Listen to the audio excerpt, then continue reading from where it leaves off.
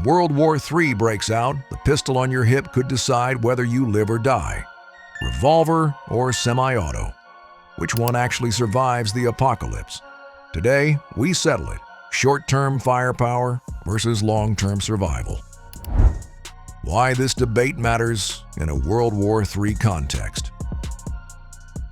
When people talk about firearms, the discussion often revolves around personal defense, hunting, or tactical performance in controlled environments. But the framework changes completely when you imagine the apocalyptic theater of a global war. In World War III, there would be no consistent supply chains for ammunition, no certified gunsmiths to keep weapons running, and no government-issued resupply for soldiers or civilians alike. What you carry might be all you have for years to come. This transforms the discussion of revolvers versus semi-autos from a matter of preference to a matter of survival. Revolvers have history and rugged simplicity on their side, while semi-automatic pistols boast modern firepower and adaptability.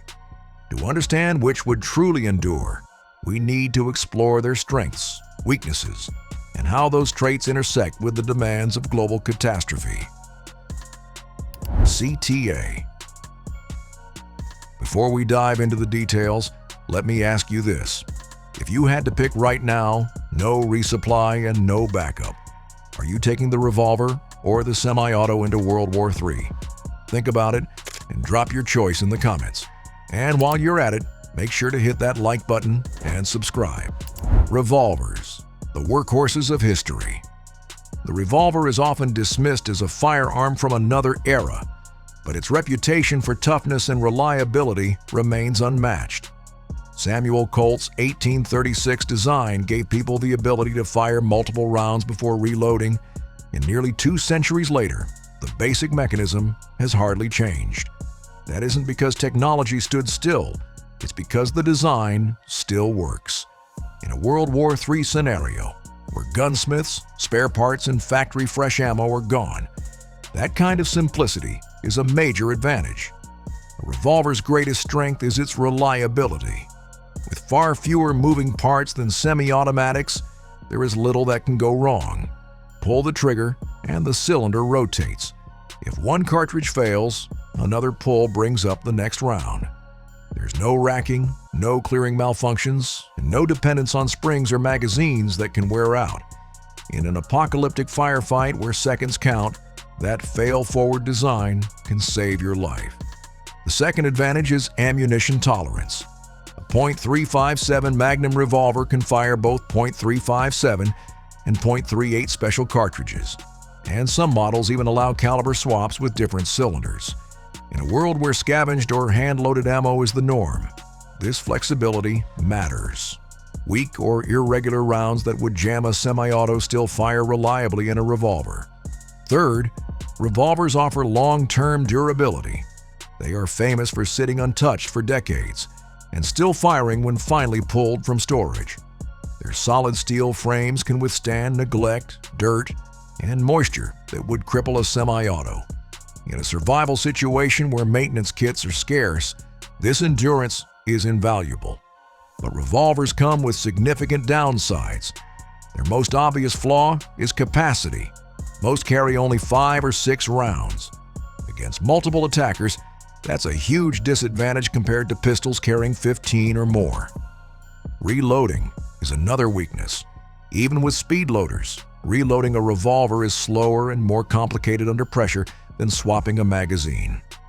Finally, revolvers tend to be heavy and don't lend themselves to modern attachments like optics, suppressors, or tactical lights.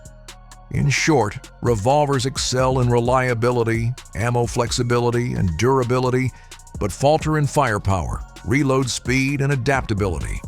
They may not win prolonged firefights, but when other weapons jam or wear out, the revolver is the one still firing. Semi-automatic pistols, the modern standard. Semi-automatic pistols represent the evolution of the sidearm. By the early 20th century, designs like the Colt 1911 and the German Luger proved that higher capacity and faster reloads mattered more in modern combat than sheer ruggedness. By World War II, semi-autos had largely replaced revolvers in armies worldwide, and today Today, they dominate law enforcement, militaries, and civilian defense. In the early chaos of World War III, their advantages would make them the clear favorite. The first is capacity. A Glock 17 holds 17 rounds in a standard magazine, nearly triple that of a revolver. Extended magazines push that number even higher. In a firefight, especially against multiple opponents, this volume of fire provides a massive advantage. Simply put, more rounds in the gun mean more chances to survive. The second is reload speed. Reloading a semi-auto is quick and efficient. Drop the empty mag, insert a new one, rack the slide, and you're ready to fire again. Skilled shooters can perform this in seconds, often without taking their eyes off the threat. Compared to the slower process of refilling a revolver cylinder, this speed is decisive in combat. The third is adaptability. Modern pistols are built with modularity in mind. Optics-ready slides, accessory rails, and threaded barrels allow for lights, lasers, suppressors, and red dot sights. This makes them flexible for different roles: stealth, urban defense, or even extended engagements. In a world where survival requires versatility, this adaptability is a serious edge. But semi-autos are not perfect. Their mechanical complexity is a major vulnerability. They depend on springs, extractors, and magazines, all of which wear out over time. In peacetime, replacing parts is easy, but in a collapsed world with no factories, those failures can end a gun's usefulness. Another weakness is ammunition sensitivity. Semi-autos need cartridges with consistent power to cycle the slide. Corroded, underpowered, or handmade rounds may fail to feed or eject properly, leaving the weapon jammed.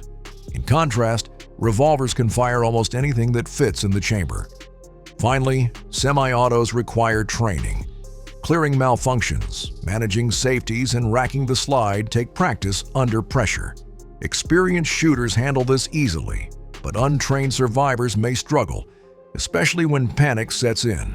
In summary, semi-automatics excel in firepower, reload speed, and adaptability, making them the kings of short-term survival. But their complexity, ammo sensitivity, and dependence on spare parts could make them liabilities in the drawn-out attrition of World War III. Historical lessons from conflict. History shows how these two designs have coexisted. Revolvers ruled the 19th century, but by World War I, the Colt 1911 and other semi-autos proved that capacity mattered more in industrialized warfare. By World War II, most armies had transitioned fully, though revolvers never disappeared. Helicopter crews in Vietnam still carried them because they could be trusted in mud and jungle conditions. The lesson? Semi-autos dominate when logistics are strong. Revolvers persist when conditions are harsh and uncertain. World War III survival scenarios. In urban warfare, semi-autos have the clear edge. Fighting through ruined cities or defending against multiple attackers demands capacity and speed. Survivors armed with semi-autos would have a decisive advantage. In wilderness survival, revolvers shine.